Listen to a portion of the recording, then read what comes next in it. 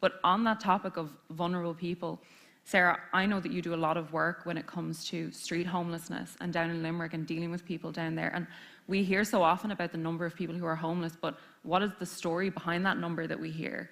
Yeah, I mean, we have record number of homelessness in this country, and the government is failing people. But we have hidden homeless, and the hidden homeless are the people on the street.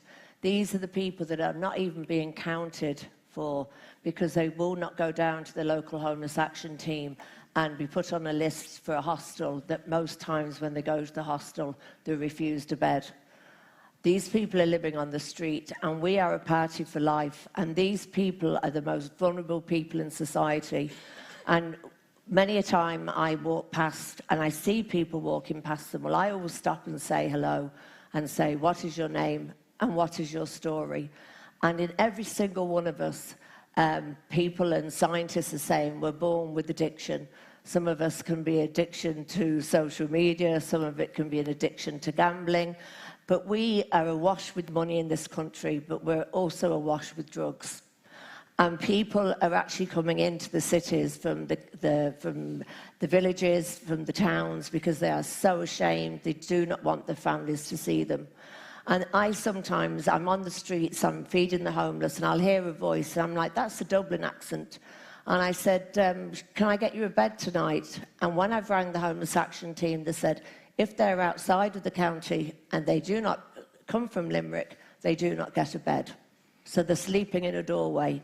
Then I have shop owners complaining when they come to work in the morning to open up the shop, they have people sleeping in the doorway. Well, I'm sorry, that is a human life, and we need to do better. And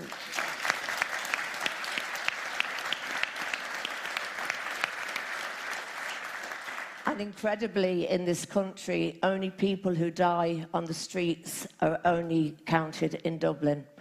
So anywhere across the country, if you die, you're not counted for. Can you imagine that? Can you imagine the pain that families go through to know that their child has died and they're not counted for? So PADA has asked 3 times the Minister for Housing to make sure that people who die on the streets outside of Dublin are counted for.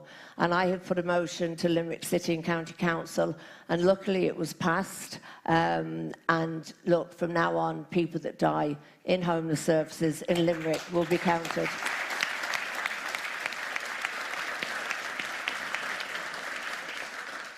I might just say, Sarah, that because you made a point, I think, yesterday when you were talking about homeless people, and you said homeless, not worthless, in terms of how we view homeless people and indeed human life as a whole. That whole thing of recording the statistics of the number of homeless that die, what do you see as that making such a difference to people? Why do you think the fact that we don't record that, is it that those people are just essentially forgotten? Well, I just want to talk about a lovely young lady, a mother, a sister, a daughter, who died on the streets in Limerick in 2016. She went up to the shelter and she was refused to be given a bed because she was in arrears with her rent. She was given a sleeping bag, and she froze to death on the streets of Limerick in 2016. And her name was Louise BuBu Casey. And it took a TD from Meath to raise that in the Dáil, to raise her name in the Dáil.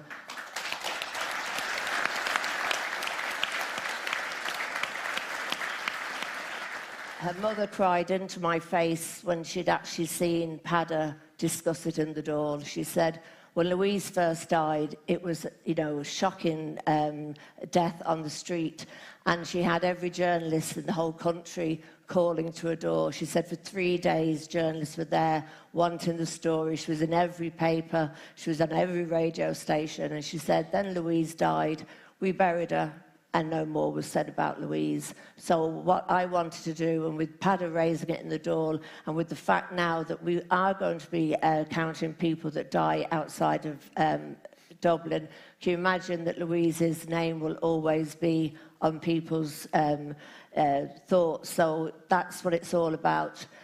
She was homeless, but she certainly wasn't worthless. Yeah.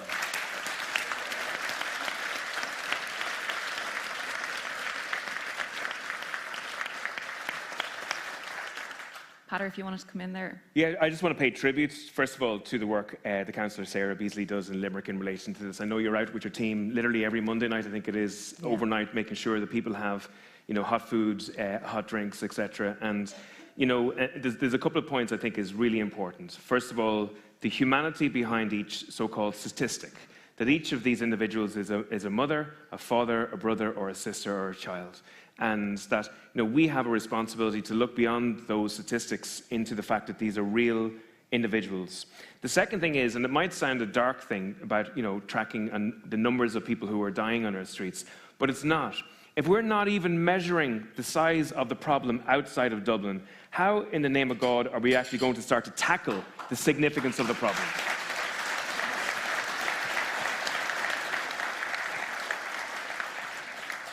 Hundreds of people have died in Dublin in homelessness over the last number of years. And, many of these individuals have been let down by the state services in so many ways, whether it's mental health services or other services. But we don't know the figures on any other street in any other county in the country. And, we've asked the minister to do this a number of times, and the minister's refused. So that motion passed at Limerick City Council, I think, is a significant practical step to make sure that we start to focus resources to where people need them in Limerick.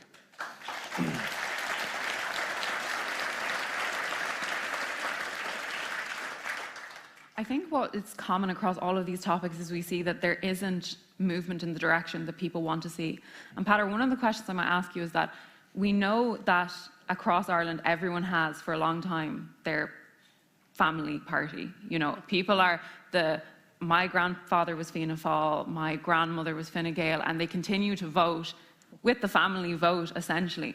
But what would you say to people? Because I feel like there is a movement, there is a change there in people recognising that it can't continue to go like this. So what do you say to those people who maybe have stuck with a party for most of their lives, but are thinking, I don't know, they're not really representing me anymore? Yeah, I think the first thing is vote for the worker.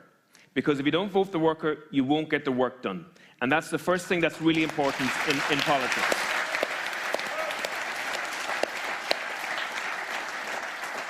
The second thing, that people have loyalties to political parties who have long since changed their policies. And the idea that you follow a party even though they've flipped in a completely different direction than when you actually started to follow them, or that your parents started to follow them, is actually damaging to your objectives. And I think this is our 6th Ordesh, and it's a proud Ordesh for us because people can see the depth and breadth of the talents that we are now offering. They can actually see the impact that we are making on a range of different issues, whether it's housing in Dublin Central, whether it's homelessness in Limerick, or whether it's fighting for human rights in West Tyrone. That's happening because real people are taking responsibility for this country.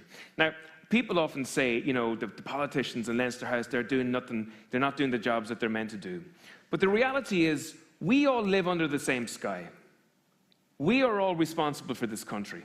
The people up on this stage, or the people in this room, are no more responsible than anybody else in this country for what happens in this country. The word republic, the biggest section of that is public. If you want a government for the people, it has to be by the people. And that means people have to start taking responsibility for this country as well.